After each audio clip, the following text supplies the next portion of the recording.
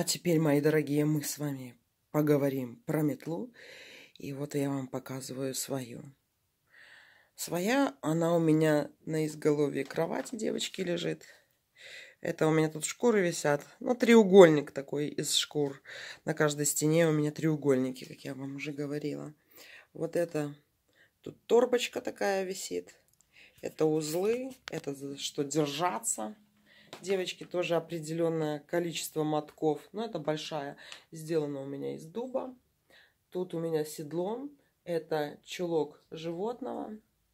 И дальше сама метла. Я люблю мягкие хвостики, поэтому использую для изготовления не березовые ветки, не осиновые, да, чтобы эта метла такая, как подметать у дворника была, а именно такая мягкий кончик, девочки.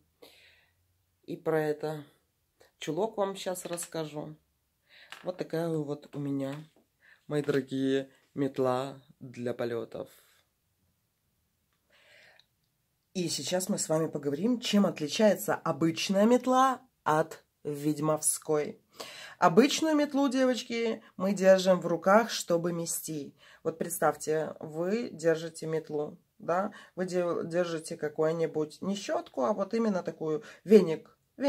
Мы используем для подметания одну руку, либо две, да. А ведьмовскую метлу мы используем, девочки, чем? Не руками, сколько руками, а в большинстве своем ногами, точнее между ног.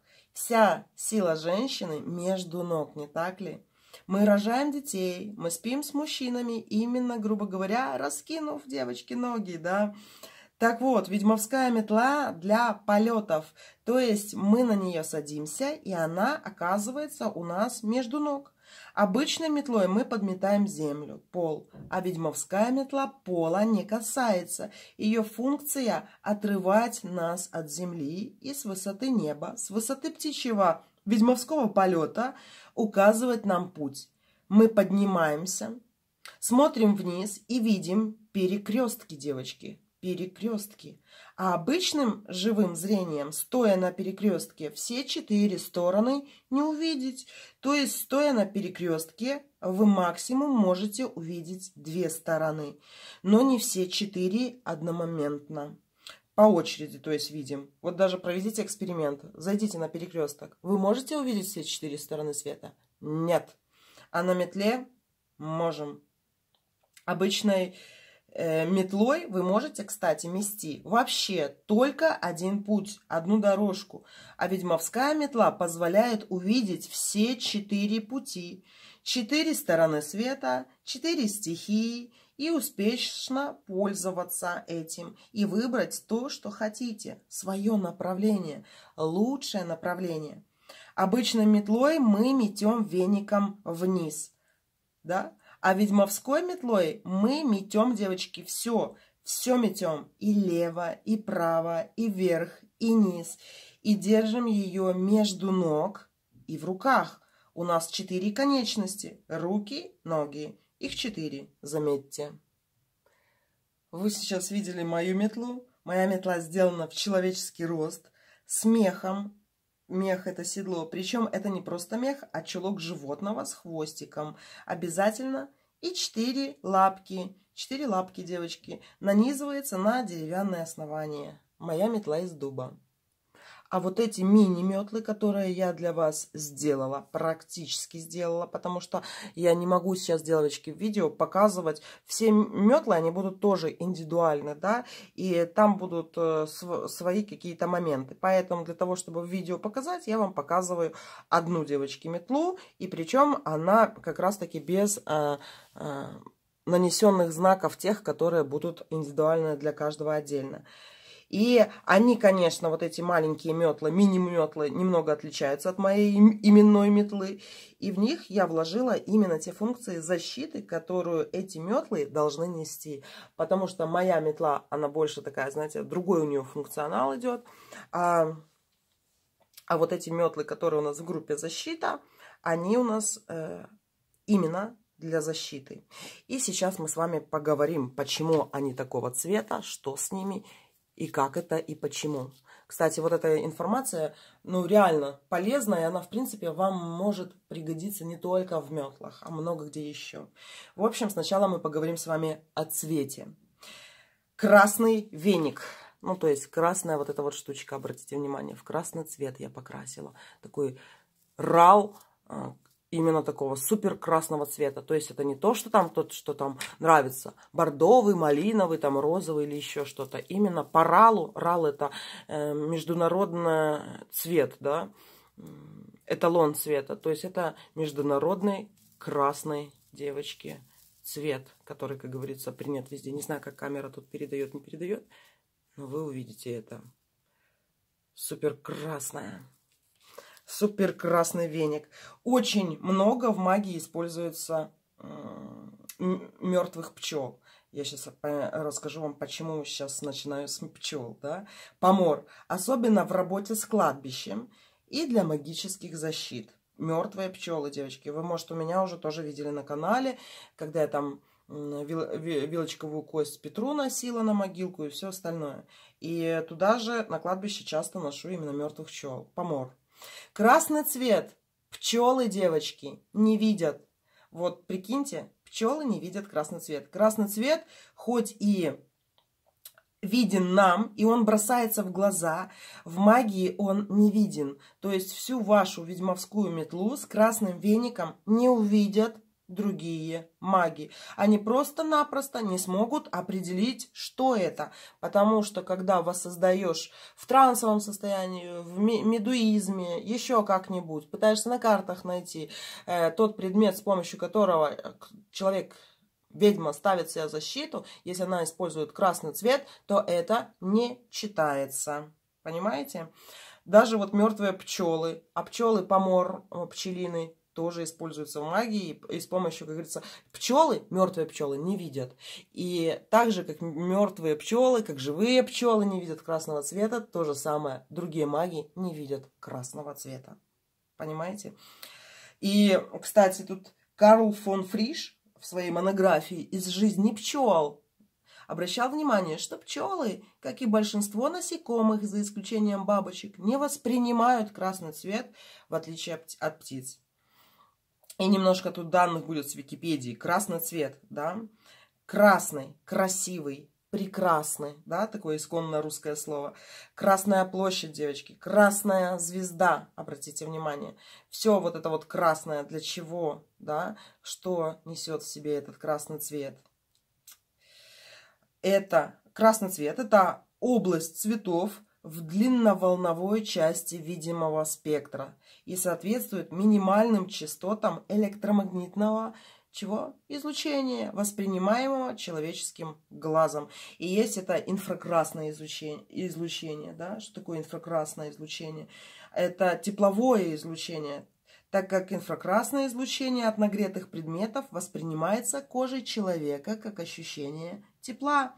При этом длины волн, излучаемые телом, зависят от температуры нагревания. Чем выше температура, тем короче длина волны и выше интенсивность излучения.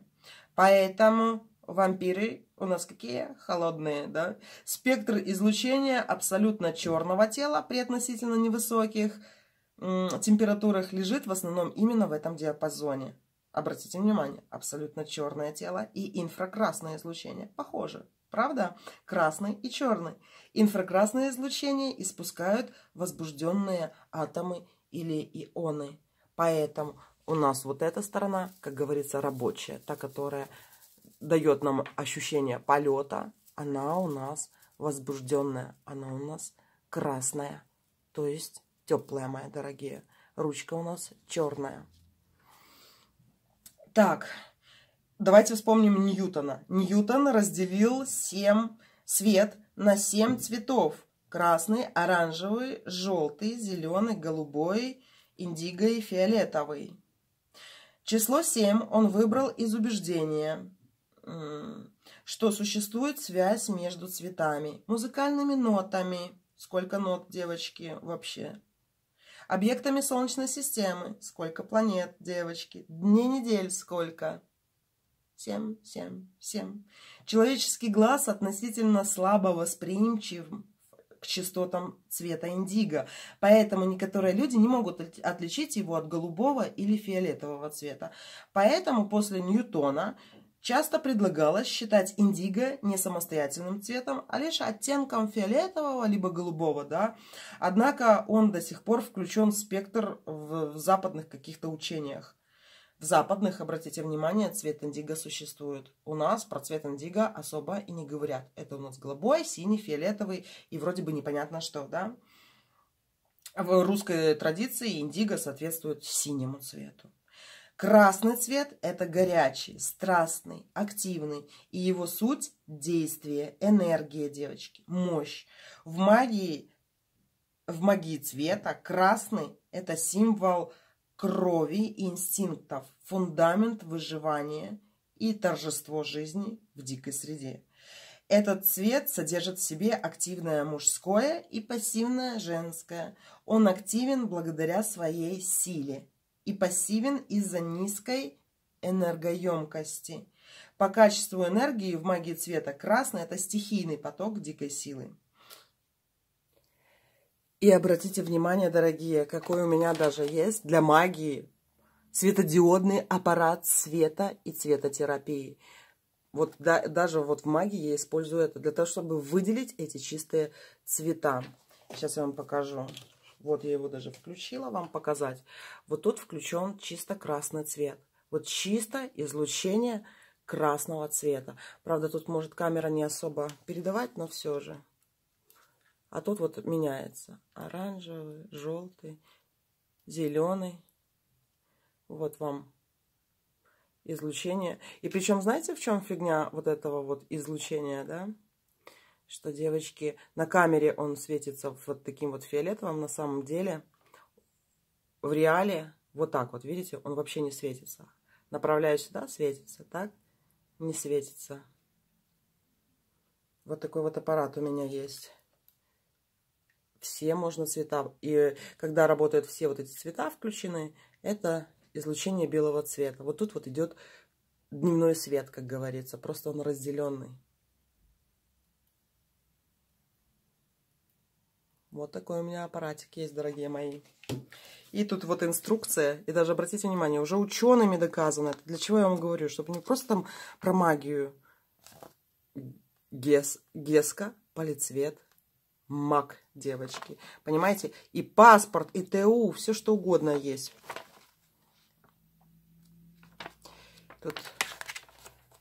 Тут как с ним работать, бла-бла-бла, на какие участки тела. Вот так вот магия и влияет. Магия цвета. Поэтому все наши магические инструменты, которые мы делаем, девочки, они должны реально по цвету тоже очень сильно чему-то соответствовать. То есть, когда мы смотрим именно зрением своим на красный цвет, да, он нас активирует, он нас будоражит. Именно нас, девочки, не кого-то другого, а именно нас, да. А красный в параллельном мире порчи или колдовства самый, что ни на есть, невидимый. Он низкочастотный, волны очень длинные, неторопливые, понимаете? И поэтому считать их на самом деле тяжело. А на чем основана даже вся любая диагностика, будь то руками, будь то глазами, будь то картами Таро, да всем чем угодно, огнем, другими какими-то стихиями. Когда мы гадаем, да, мы ловим как раз-таки эти электромагнитные излучения. Понимаете? Мы ищем цвет. Это то же самое, что мы видим цветные сны, либо там черно-белые, да. Это тоже все отсюда, мои дорогие. И обратите внимание, что в СССР красная звезда, да, это невидимая пентаграмма, понимаете? Она бросается в глаза, все ее видят, но никто не понимает, зачем она. Это рабочая пентаграмма, мои дорогие. Красная тряпка, если наложить на рожистое воспаление кожи, красная тряпка лечит ее, и порча уходит. Красные нитки на руку, девочки. Понимаете? Кардиналы в красном ходят. Короли в красных мантиях. Красный просто отражает атаку любую колдовскую. То есть вот наш этот моторчик, мягко говоря, он любую атаку отражает. И обратите внимание, тут получается одна такая вот палка, да, а тут вот этих вот палок много, много, понимаете? И получается этот предмет, с одной стороны, палка о двух концах, как говорится, да, с одной стороны у нас одна палочка, с другой стороны этого всего много. И то, что у нас самое такое активное и всего много в красном цвете, это просто супер. Теперь мы перейдем с вами к ручке. Черная ручка, девочки. Вообще, сначала начнем с того, что это за дерево. Это дерево, которое было в воде, девочки. И вот эти вот палочки, они на самом деле приплыли ко мне, да, приплыли к берегу. То есть я их беру не с дерева, ломая его, а они в буквальном смысле приплывают к берегу. И так как, девочки... Так как вот это у нас символизирует женское начало, а вот это мужское.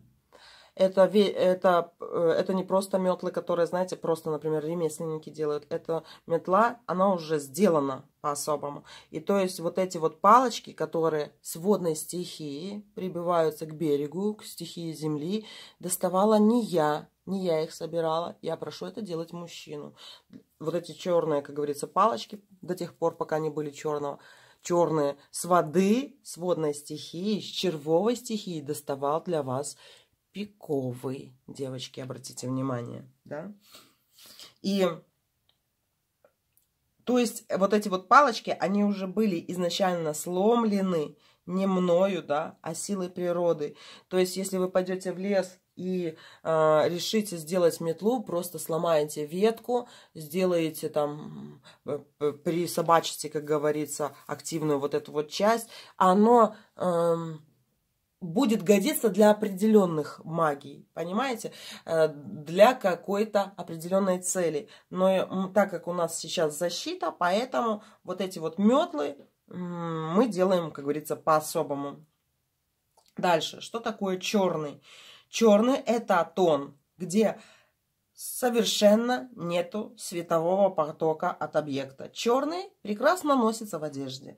Можно носить постоянно, в отличие от красного. Да? Красный надевается на людей и служит для защиты от людей. А черный – это наше все, девочки. Что такое абсолютно черное тело? Есть такое понятие в науке. Это физическое тело, которое при любой температуре поглощает все падающее на него электромагнитное излучение во всех диапазонах. Таким образом, у абсолютно черного тела поглощательная способность отношения поглощенной энергии к энергии падающего излучения равна 1 для излучения всех частот, направлений, распространений и поляризаций.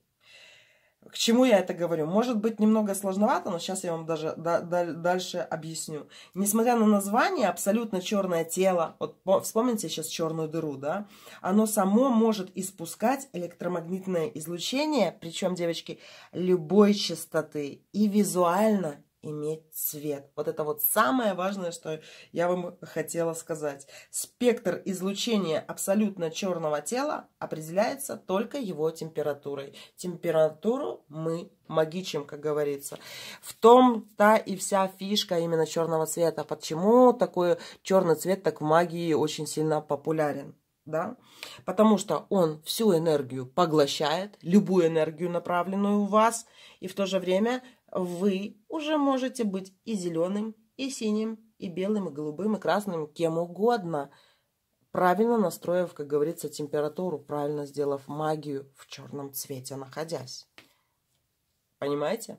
Вот почему ведьмы ходят в черном, вот почему монахи ходят в черном, вот почему много где эта черная форма присутствует. У меня даже на канале, на главном, девочки, где-то давно, я, может, год назад или сколько, делала видео про черный цвет. Если найду, вставлю вам тоже ссылочку. Да, надо найти и вставить, чтобы вы уже не искали. Вот такой вот черный цвет.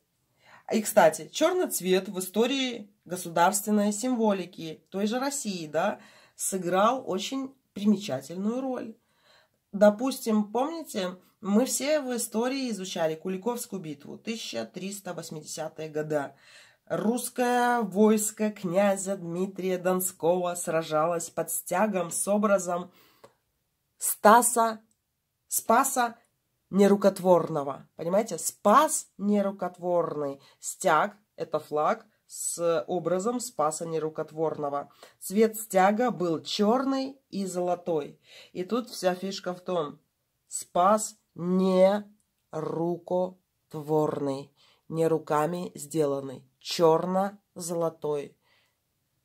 Черный, золотой, девочки. Все сигилы черные, золотой. Ну, еще белый можно.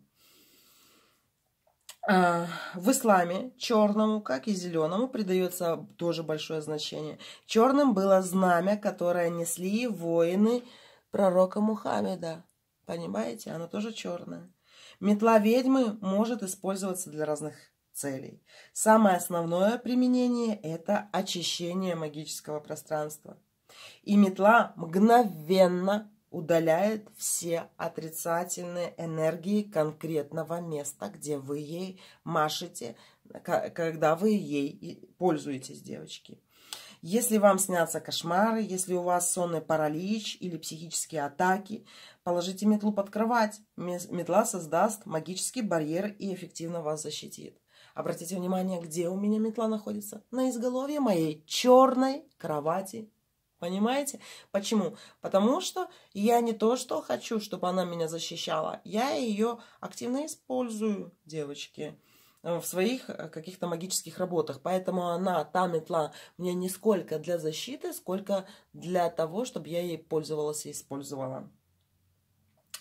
Дальше. Если вы хотите защитить свой дом от нежелательной магии, от нежелательных гостей, от сплетен, поставьте метлу возле входной двери с внутренней стороны. Тоже очень серьезно отпугивает всю нечисть, которая может к вам когда-либо зайти, прийти, и даже она будет чувствовать себя очень-очень неуютно. И вы видели, что на моей метле чулок, седло, это как живое животное, понимаете? Внутри дерева и натянут чулок. То есть, если вы захотите сделать большую метлу, девочки, ведьмы должны иметь большую в человеческий рост, в свой рост метлу, понимаете? Тоже найдите какой-нибудь чулок, но именно чтобы у этого животного было 4 лапки. То есть, чтобы он бегал, чтобы это мертвое животное бегало 4 лапки. Хвостик обязательно. Потом обязательно то место, за которое вы держитесь. Вы видели, что у меня оно в канатиках, да? Определенным числом, четным или нечетным, закручиваете. Ну, тоже как-нибудь поговорим на эту тему. И там, где метла, вот эта часть активная соединяется с этой, тоже определенное количество витков. На ваших веничках, на ваших метлочках тоже будет. И обратите внимание, что я тут украшаю, да. Но это не просто украшения, девочки, это не просто бантики. Я их завязываю сама. Может быть, они кому-то, девочки, не особо красивыми покажутся, да. Я не флорист, не вяжу бантики для какого-то украшения, хотя это, в принципе, украшение, да. Но он тоже имеет определенное значение, девочки. И даже вот специально искала вот такие вот ажурчики, как паутинка, да, и чтобы было похоже на что, девочки? Чтобы было похоже на глаз. Понимаете? Ну, тут много чего такого. С одной стороны глаз, оно тут сверху уже, в принципе, не видно, но там солнце и глаз, ночь и день. Даже специальный такой ажур. Вот такие вот дела, мои дорогие. И сейчас мы с вами перейдем непосредственно к ритуалам с метлой для защиты.